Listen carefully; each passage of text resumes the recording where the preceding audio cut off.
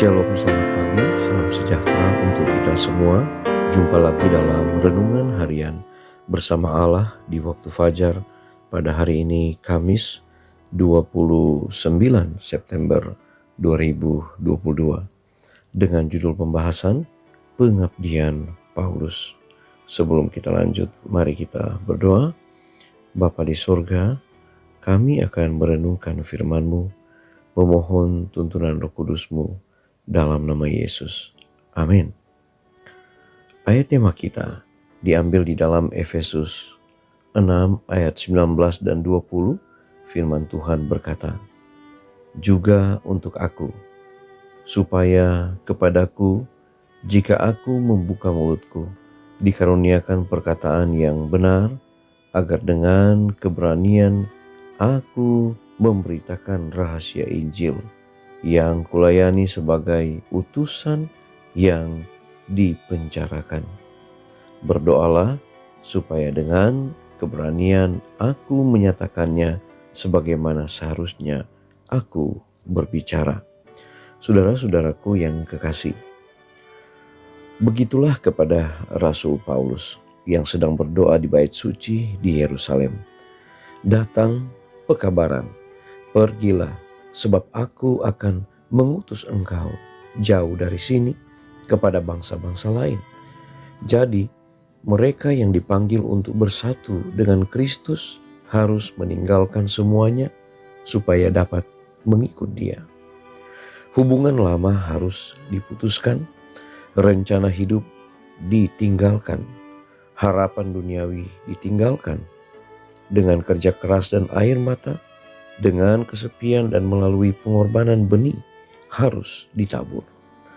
Mereka yang menyerahkan tubuh, jiwa, dan roh kepada Allah dengan tetap akan menerima karunia jasmani, pikiran, dan kuasa rohani yang baru.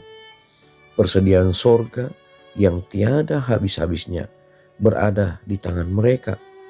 Kristus mengerahkan nafas rohnya sendiri, nyawa hidupnya sendiri. Roh Kudus mengerahkan tenaganya yang tertinggi untuk bekerja dalam hati dan pikiran. Kasih karunia Allah memperbesar dan memperbanyak kecakapan mereka, dan setiap penyempurnaan sifat ilahi menjadi bantuan bagi mereka dalam pekerjaan menyelamatkan jiwa.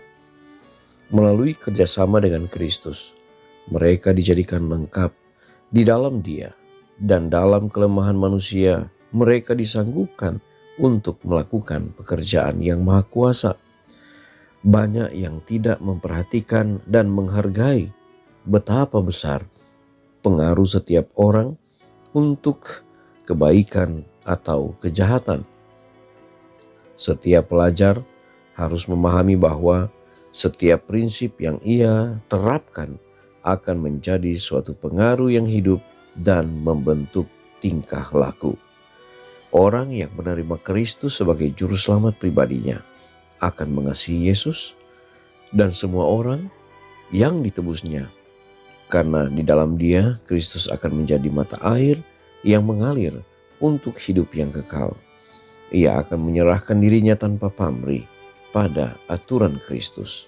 Amanat kepada orang muda, halaman 33. Saudara-saudaraku yang kekasih, Paulus dalam pengabdiannya, dia memiliki satu hubungan yang dekat dengan Tuhan. Dia selalu berdoa, dia memiliki satu hubungan yang dekat dengan Tuhan. Berbagai tantangan dia hadapi, berbagai masalah dia lewati, dan aniaya pun dia selalu dapatkan. Namun dia selalu memiliki hati yang teguh untuk melayani Tuhan.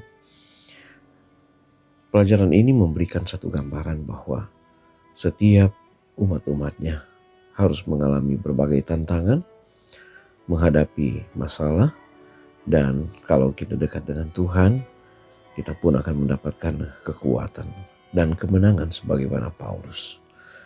Mari kita berdoa. Bapa di sorga, terima kasih untuk berkat Tuhan lewat firman yang kami boleh renungkan saat ini.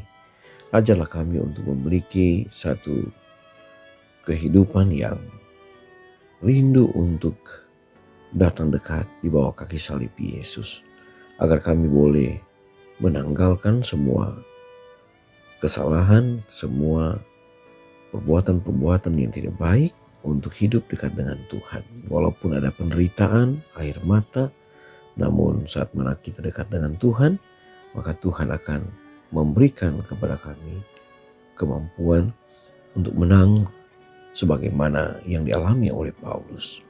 Tuhan, kami mau serahkan kehidupan kami hari ini ke dalam tangan-Mu. Kiranya Engkau jaga, pelihara, dan lindungi kami. Dan biarlah berkat sorga menyertai kami. Umat-umat Tuhan dimanapun berada juga Tuhan berkati. Dalam nama Yesus. Amin.